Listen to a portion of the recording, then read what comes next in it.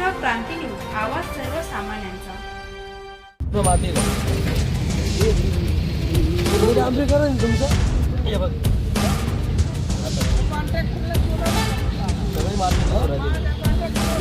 नाशिक महानगरपालिकेचं डांबरीकरण विकास नाशिक शहराचा। सातपूर मातीवर टाकलं जात आहे डांबर। संदीप तांबे यांनी निकृष्ट दर्जाच्या कामाची केली पोलखोल। ठेकेदाराचा मनमानी कारभार चौहट्यावर।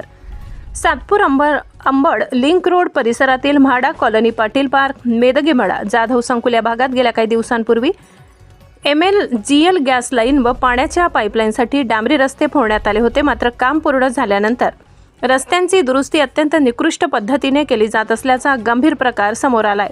या परिसरातील रस्त्यांवर ठिकठिकाणी मोठे खड्डे पडले असून ठेकेदाराकडून केवळ दिखाऊ व डागडुजीचे काम सुरू असल्याचा आरोप सामाजिक कार्यकर्ते संदीप तांबे यांनी केलाय।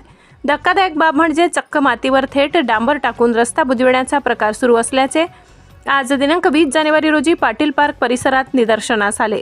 घटनास्थळी प्रत्यक्ष पाहणी केल्यानंतर संदीप तांबे यांनी हातानेच टाकलेले डांबर अलगद निघून येत असल्याचे दाखवून दिले। यावेळी ठेकेदाराच्या प्रतिनिधीकडे विचारणा केली असता आमच्याकडे सध्या कॉम्प्रेसर मशीन उपलब्ध नाही असे उत्तर देण्यात आले।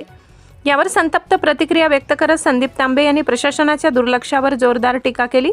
जोपर्यंत दर्जेदार व नियमाप्रमाणे काम होता नाही तोपर्यंत हे काम होऊ दिले जाणार नाही असा ठाम इशारा त्यांनी दिलाय। तसेच या कामादरम्यान संबंधित विभागाचा एकही जबाबदार अधिकारी घटनास्थळी हजर नसल्याचा गंभीर आरोपही त्यांनी केलाय।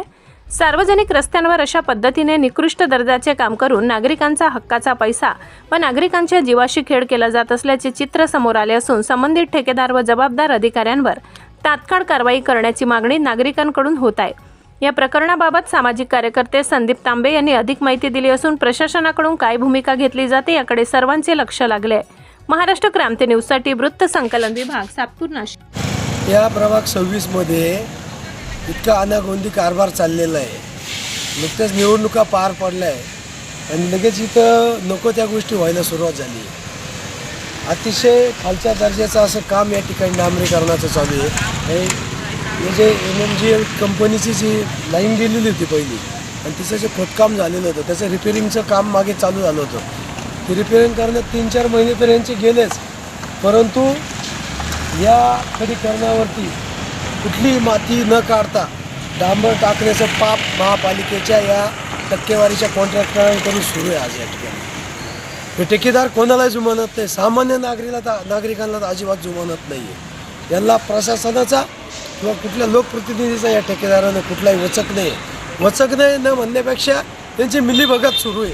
कित्येक वर्षापासून या ठिकाणी चालू आहे आणि यामुळे या पूर्ण प्रभाग 26चं वाटोळं झालेलं आहे।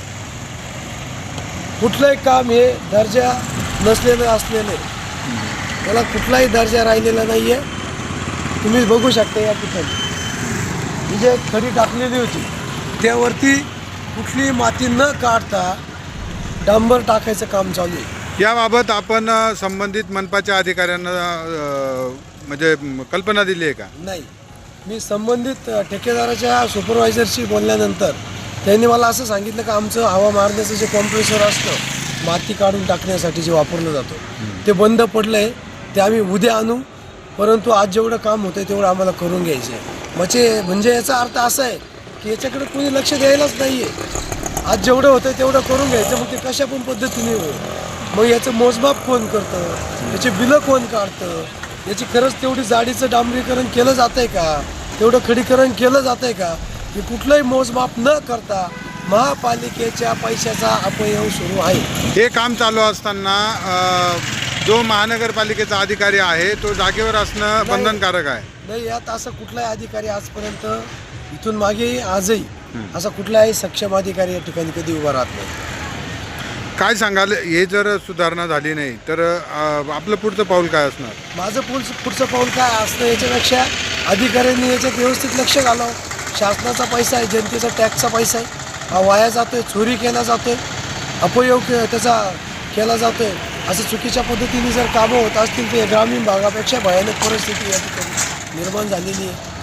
कोणी म्हणजे हा टक्केवारीचाच खेळ दिसतोय आम्हाला। या रस्त्यावर बरेचसे खड्डे पडलेले आहेत। नागरिकांचं असं देखील म्हणणं होतं का जे मोठमोठे खड्डे ते बुजवले जातात आणि काही खड्ड्यांकडे दुर्लक्ष केलं जातं, खरं आहे का? आता मागे सन्माननीय आमदार साहेबांनीच विधानसभेमध्ये प्रश्न उपस्थित केला होता की कितीतरी कोटीचे खड्डे बुजवले असं आणि त्याची चौकशी करण्यात यावी. सत्य असं म्हणूनच तो मुद्दा उपस्थित राहिला होता ना विधानसभेमध्ये.